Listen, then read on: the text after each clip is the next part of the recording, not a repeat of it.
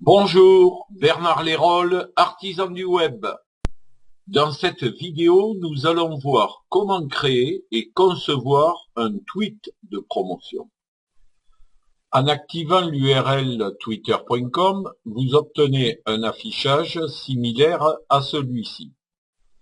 La colonne de droite affiche les derniers tweets de vos abonnements.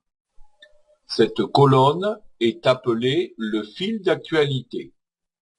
Lorsque vous écrivez un tweet, son contenu sera immédiatement affiché dans le fil d'actualité de vos abonnés. Créons un tweet. Commençons par le descriptif que nous appellerons accroche par la suite. Ajoutons l'URL de la vidéo. Cette dernière sera automatiquement raccourcie par Twitter. Cliquez sur le bouton tweeter. Votre tweet est affiché dans votre fil d'actualité, mais aussi dans celui de tous vos abonnés. Votre tweet donne deux possibilités à votre visiteur. Premièrement, ouvrir le lien indiqué. Deuxièmement, découvrir votre profil Twitter. Lorsqu'un visiteur clique sur votre nom, une fenêtre affiche votre profil réduit. Que voit-il et quel est l'essentiel ? Votre biographie, l'URL de votre site internet. Je vous rappelle que j'ai réalisé un guide vidéo pour paramétrer votre profil. Regardons maintenant les caractéristiques d'un bon tweet de promotion.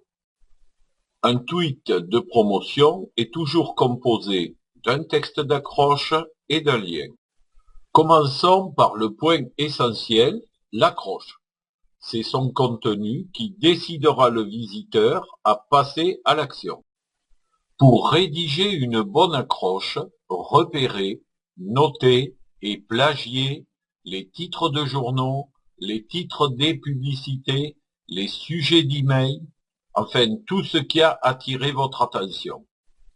Dans 70% des cas, votre abonné passe le temps sur Twitter en parcourant ses derniers tweets.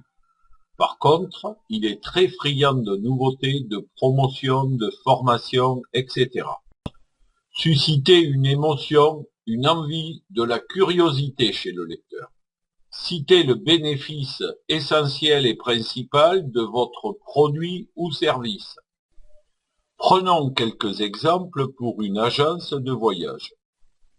Pour inciter le lecteur à accéder à la page d'accueil de votre site, n'écrivez pas « Visitez notre site » puis votre lien, mais plutôt « Votre prochain voyage est sur votre lien ».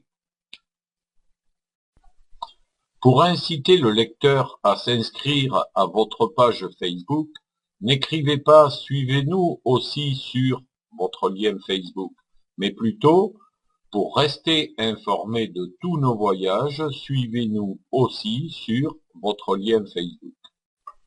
Pour inciter le lecteur à visiter une page de vente, n'écrivez pas « Appareil photo numérique 10 mégapixels, votre lien », mais plutôt « Aucun détail ne manquera à vos photos, votre lien vers la page de vente ».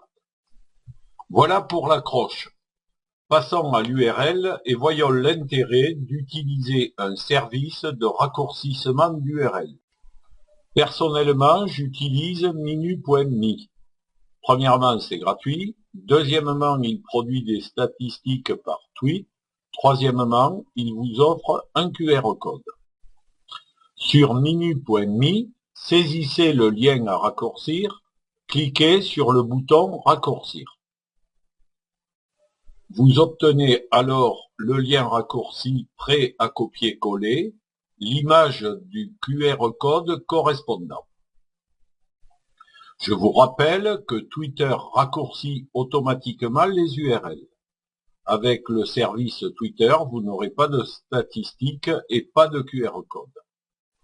L'inconvénient de raccourcir une URL est de masquer l'URL initiale. Quelques personnes hésitent à cliquer sur un lien raccourci car ils ne savent pas ce qui se cache derrière, peur du hameçonnage, phishing, etc. Voilà pour l'URL. Il est très difficile de connaître la durée de vie effective d'un tweet. Sur le papier, cette durée de vie est infinie. Mais dans ce guide, on préférera dire que la fin de vie est atteinte lorsque le tweet a atteint 80% des clics.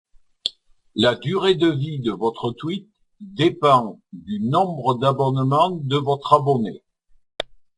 La durée de vie de votre tweet dépend aussi du nombre de tweets que vos abonnés reçoivent. Considérez que votre tweet est en fin de vie lorsqu'il est affiché en 10e position du fil d'actualité de votre abonné.